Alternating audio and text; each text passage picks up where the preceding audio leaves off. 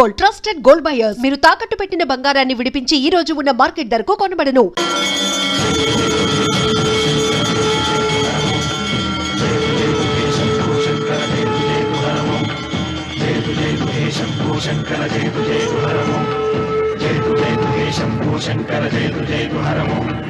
నాగేంద్రహారాయ త్రిలోచనాయ తస్మాంగరాగాయ మహేశ్వరాయ నాగేంద్రహారాయ త్రిలోచనాయ తస్మాంగరాగాయ మహేశ్వరాయ నిత్యాయ శుద్ధాయ దిగంబరాయ తస్మై నకారాయ నమః శివాయ. జయ జయ శంభో శంకర జయ జయ హరమో జయ జయ శంభో శంకర జయ జయ హరమో జయ జయ శంభో శంకర జయ జయ హరమో. ఇదిగో లోకేశ్వరరావు, అయ్యా రేపు అన్నయ్య పుట్టినరోజు కదా, ఎవరైనా కొత్తగా పెళ్లి చేసుకున్న జంటలున్నారేమో చూడు. అలాగే. ఆగండి ఆగండి, నేను చెప్పేది వినండి. మీకందరికీ తెలుసు, ప్రతి సంవత్సరం శివరామకృష్ణయ్య గారు తన పుట్టినరోజు నాడు పెళ్లి చేసుకునే కొత్త జంటకు తాళిబొట్టు, కొత్త బట్టలు, 2 ఎకరాల పొలం దానం చేస్తారు.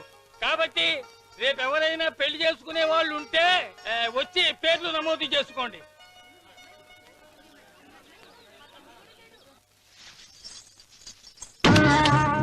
పర్వాలేదులే, భగవంతుడు చల్లగా చూసుంటే శోభనం గదిలో నీ కొంగుముడి విప్పాల్సిన వాణ్ణి. డబ్బుందని రామన్నని పెళ్లి చేసుకున్నావు కదా. భిక్షపతి, నేను నీ వదిన్ని. కళ్ళు పోతాయా? పోనీ, నిన్ను అనుభవించాక కళ్ళేమిటి, ప్రాణం పోయినా పర్వాలేదు. ఏంట్రా, ఏం చేస్తున్నావు ఇక్కడ? ఏం లేదు నాన్న, పాలేమన్నా ఉంటే ఒక బిందుడివ్వు, నేను కూడా శివలింగం మీద పోస్తాను అంటే నోర్మి అంటుంది. మూసా పోస్తాను వదినా. ఏమా, వాడేమన్నా వాగాడా?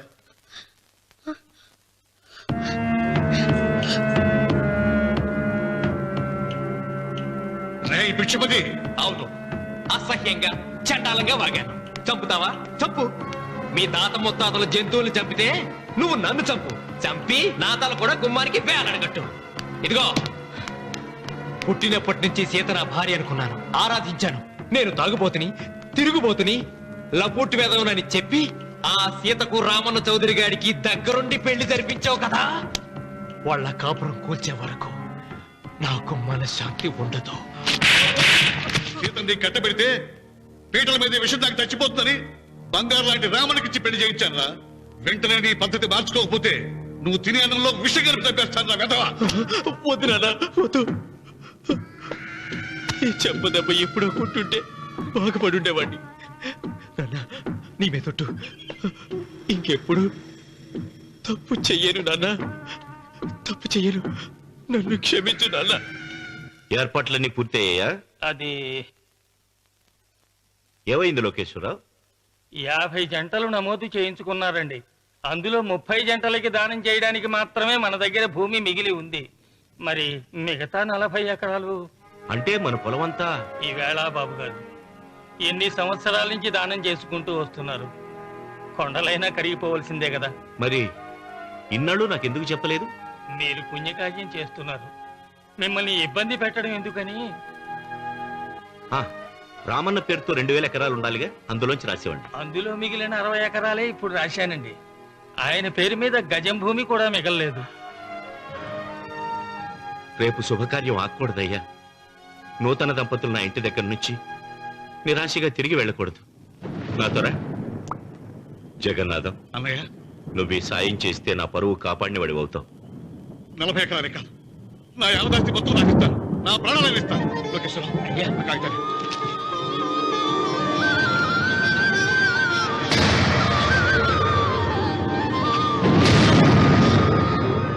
మీ కుటుంబం 10 కాళ్ళ పాటు చల్లగా ఉండాలయ్యా.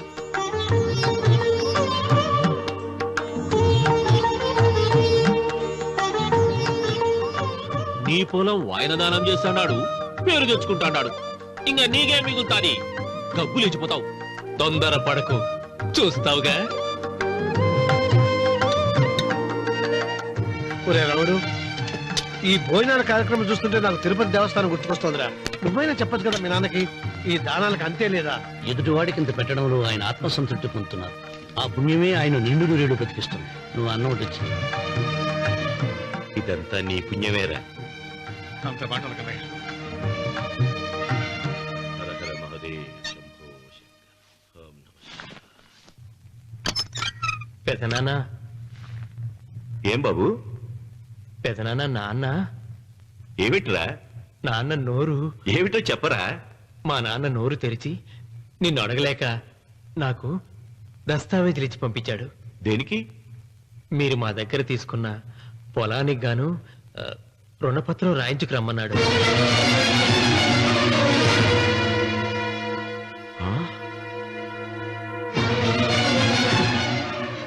నా తమ్ముడు రుణపత్రం అడిగాడు. అయ్యో, సంతకం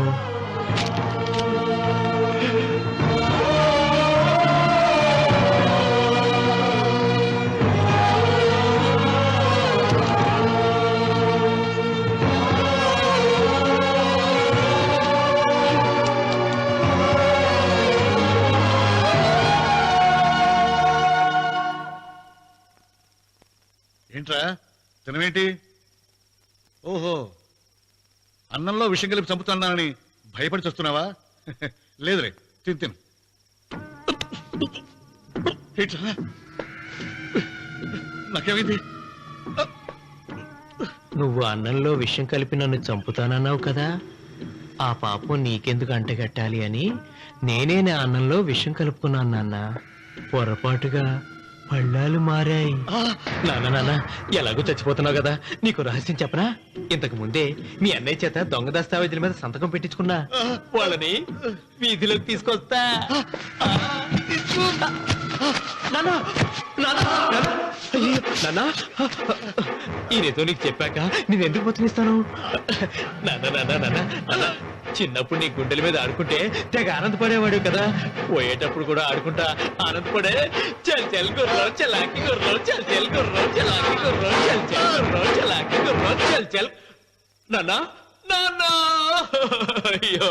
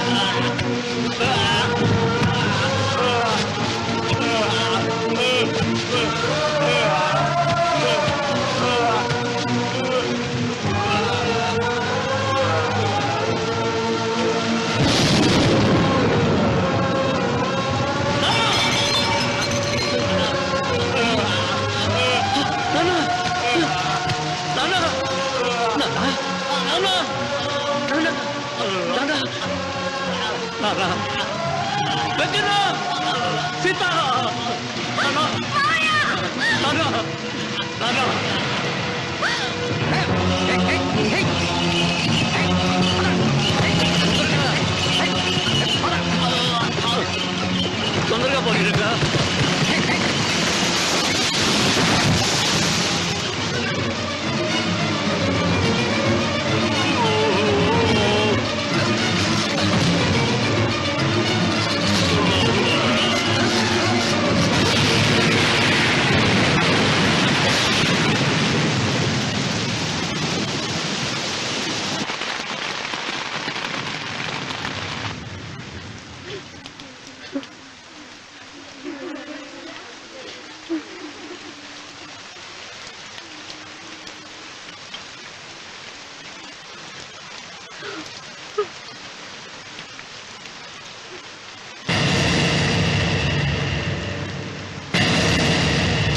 అందరికీ నమస్కారం.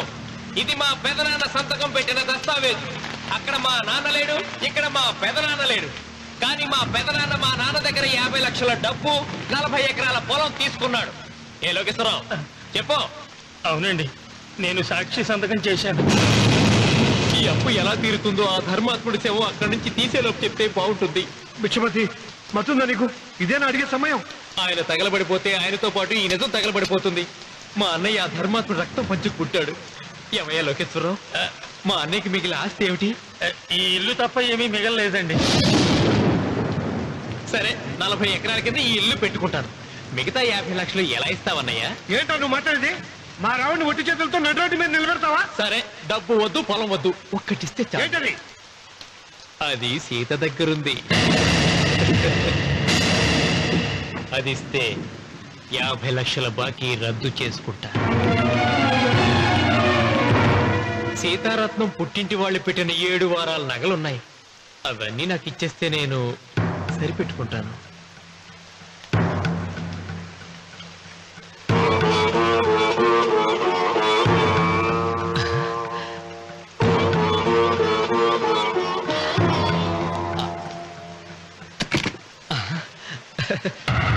అదేమిటి, నీ మెళ్ళ ఉన్న మంగళసూత్రం బంగారం కదా, అది కూడా తీసిపెట్టు. అన్నయ్య, తీసేమని చెప్పు. రేయ్, నువ్వు కట్టాల్సిన మా రావుడు కట్టాలని ఖచ్చితంగా కదా ఈ పని చేస్తున్నావు. తప్పు మాట్లాడుతున్నావు శాస్త్రి. నాకు ఆ తాళి అక్కర్లేదు, ఆ 50 లక్షలు కట్టమను. మీకందరికీ చేతులెత్తి మొక్కుతున్నారు. ఒక ఐదింటి ఇల్లాలి 5వ తరాన్ని కాపాడండి. మీకోసం తన సర్వస్వాన్ని మీకు దానం చేసి కొడుకును ఒట్టి చేతులతో నిలబెట్టారు మా శివరామకృష్ణ గారు. మీరందరూ ఇంటి మూలంగా లాభం పొందిన వారే. ఆ ఇల్లాను మంగళసూత్రం తీయకుండా కాపాడండి. దయచేసి మీకు కొంచెం సహాయం చేయండి. భక్తులు, నీకేమైనా సిగ్గుండదా? కడుపుకు అన్నం తింటాడావా, గడ్డి తింటాడావా? దానం ఇచ్చినట్టుది తిరిగి పీక్కుంటావా? నీ అమ్మాల కలుగాల పెట్ట ఊరికే ఇచ్చాడా? పుణ్యం కోసం ఇచ్చాడు. చచ్చాక తిరిగి ఇవ్వమంటే ఎలాగండి? ఎవడు దానం చేయమన్నాడండి? ఒళ్ళు కొవ్వెక్కి దానం చేశాడు. అన్నం పెట్టి తిన్నది కక్కమంటే ఎలాగండి? సోము తమ్ముడికి సోకేవో అన్నగారు అనుభవించారన్నమాట. ఏమైనా నిలబడి చూస్తుంటారు సిగ్గు లేకుండా.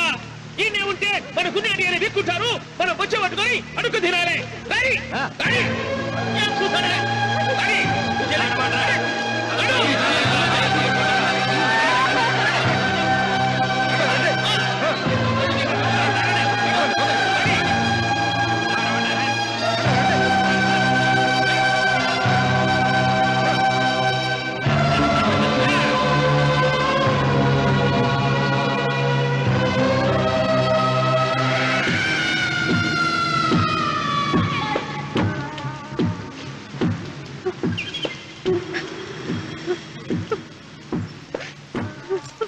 అమ్మా సీత, భిక్షపతి, మా వియ్యంకుడు బాకీ ఉన్న 50 లక్షల డబ్బు, 40 ఎకరాల పొలం నీకు నేనిస్తాను, సరేనా? సరే.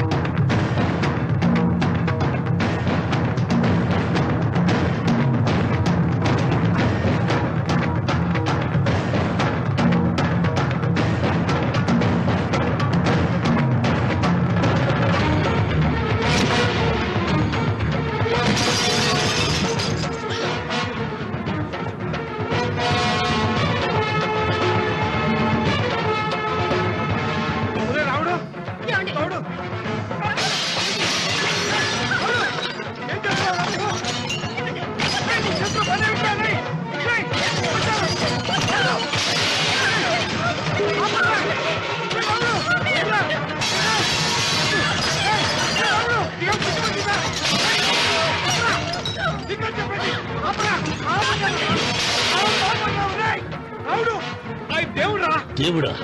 ఆయన దేవుడే అయితే 24 గంటలు శివ పూజ చేస్తూ దానధర్మాలు చేసిన మా నాన్నకు దిక్కులకి సౌరిస్తాడా? దేవుడి పట్ల అపచారం చేయటం మహాపాపం. దేవుడిని ఎన్నాడు మనం చేసుకునే ఆత్మద్రోహం. అసలు దేవుడే లేడు. దిష్టి బొమ్మలాగా నా ఇంటి ముందు ఆ శివలింగం ఉండటానికి వీల్లేదు. తప్పో ఏమండి? ఏమండి? చిత్ర అటులే. మీరు ఆ శివలింగం జోలికి వెళ్తే నా ప్రాణాలు తీసేసి వెళ్ళండి.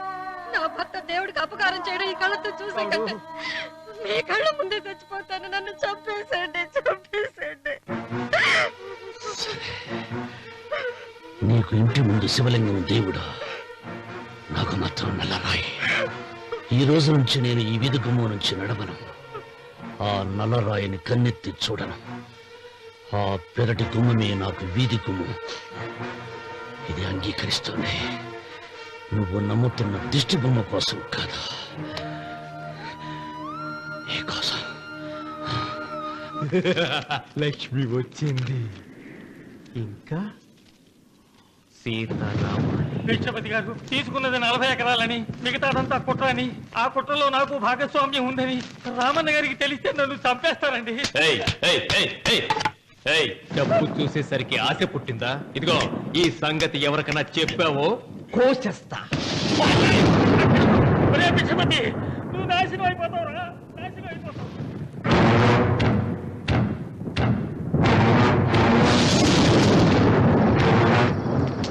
ఇంత రాత్రి పూట ఎక్కడికి వెళ్తావా నాయనా? నీకు తెలీదమ్మా, తెల్లారేలోగా ఊరు వెళ్ళి పారిపోకపోతే ఆ భిక్షపతి మనల్ని చంపేస్తాడమ్మా. తొందరగా పద, తొందరగా పద. ఊరుదిలి పారిపోతున్నావా లోకేశ్వరరావు? అది నాకంతా తెలుసు. అయ్యా, అయ్యా, అయ్యా, నీకు ద్రోహం చేశాను, నన్ను క్షమించండి అయ్యా. నేను క్షమిస్తా. మరి భిక్షపతి వదలొద్దు. నీకు ఉపాయం చెబుతా. అన్వర్, నీ ప్రాణాలకు భిక్షపతి మూలంగా ప్రమాదం ఉందని నీ చేతులతో నువ్వే రాసు. నేను కాపాడతాను. దాన్ని జాగ్రత్తగా మడిచి నీ జేబులో పెట్టుకో. అర్థం కాలేదా? నీ ప్రాణాలను నా చేతుల్లో పెట్టావుగా. మీ అమ్మను జాగ్రత్తగా ఇంటికి తీసుకుని వెళ్ళు. వెళ్ళు. వస్తాం బాబు. పదమ్మా, పద.